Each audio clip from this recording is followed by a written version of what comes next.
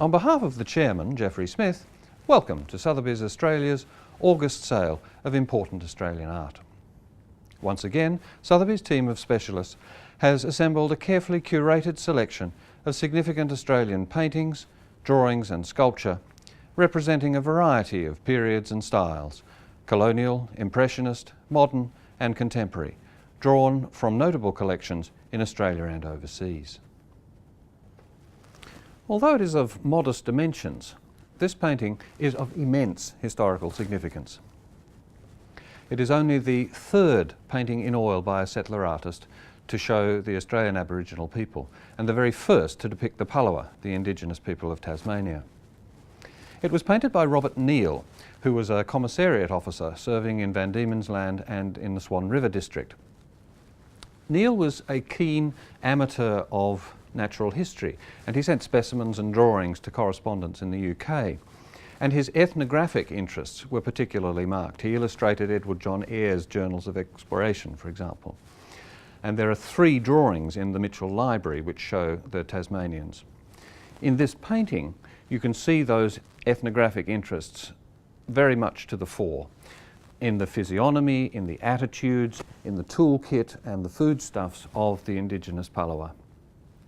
What is truly remarkable about this picture, though, is its date. It's from 1828 and shows peacefulness and relaxation right on the very edge of the Black War of 1828.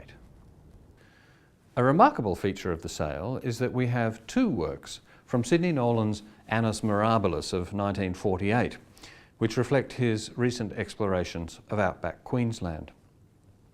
From June, we have Desert Bird. The bird of the title, like that in the Pretty Polly Mine or the Dog and Duck Hotel, reflects something of the artist's amateur enthusiasm for ornithology. But it is essentially a natural landscape, with the essence of the picture being an exploration of that extraordinary, luminous, opalescent Queensland wetlands.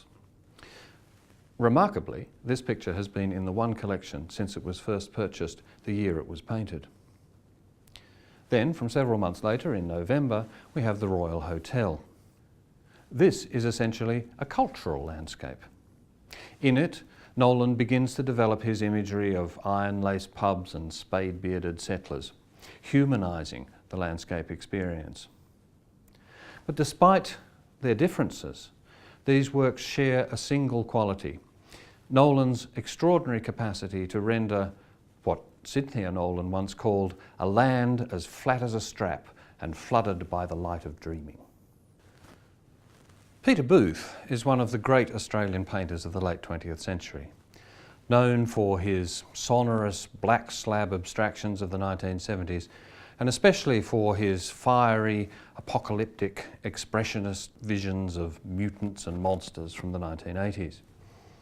But towards the end of that decade, the tone shifts somewhat, and he produces a series of winter landscapes of rocks and trees.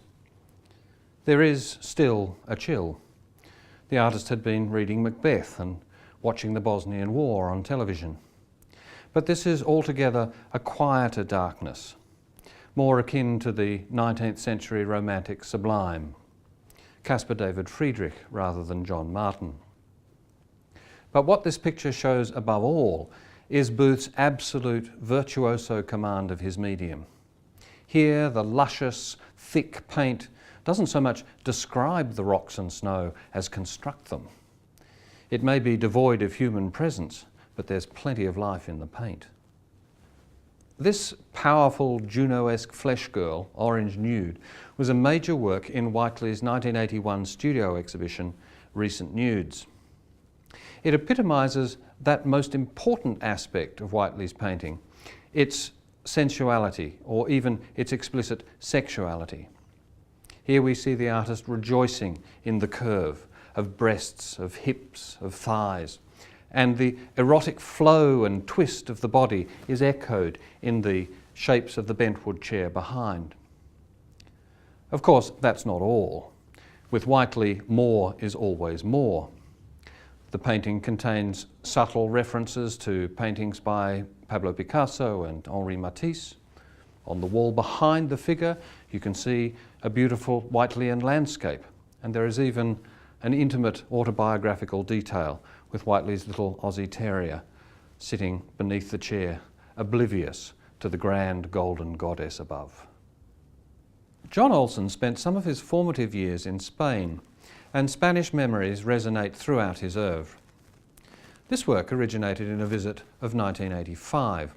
Olsen saw Francisco Goya's black paintings in the Prado and became obsessed with the famous image of a dog, incorporating it in several paintings.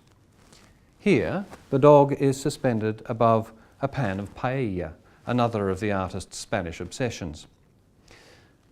Its circular form, reminiscent of the great Five Bells or Sydney Sun from the 1960s. Around and between the two motifs is a typical Olsen-esque calligraphy of figures and symbols and architecture and landscape and rubbish and spots and squiggles and little figures. Out of the chaos of perception and experience, Olsen creates a vivid, joyous work of art, one described by the critic Gary Catalano as among the best paintings Olsen has produced. In 1907, following his return from a European tour, Frederick McCubbin moved with his family to a house in Kensington Road, South Yarra. There, from the extensive, overgrown gardens, he had a beautiful, picturesque view across the Yarra to the Burnley stone quarries, to Richmond Hill, and further afield to the city of Melbourne, and he painted this view on numerous occasions. This work, Golden Light, is typical of the artist's late paintings. McCubbin had all his life been an admirer of the great English painter J.M.W. Turner, and the experience of seeing Turner in London in the flesh had a considerable impact. In this work's subtle, delicate, chromatic and tonal balances, and in the liveliness of its surface, with its touches of palette knife and brush, he conveys homage to the great master of Golden Light. I trust these works convey some impression of the richness of offerings in Sotheby's August sale. My colleagues and I look forward to welcoming you to previews in Melbourne and in Sydney.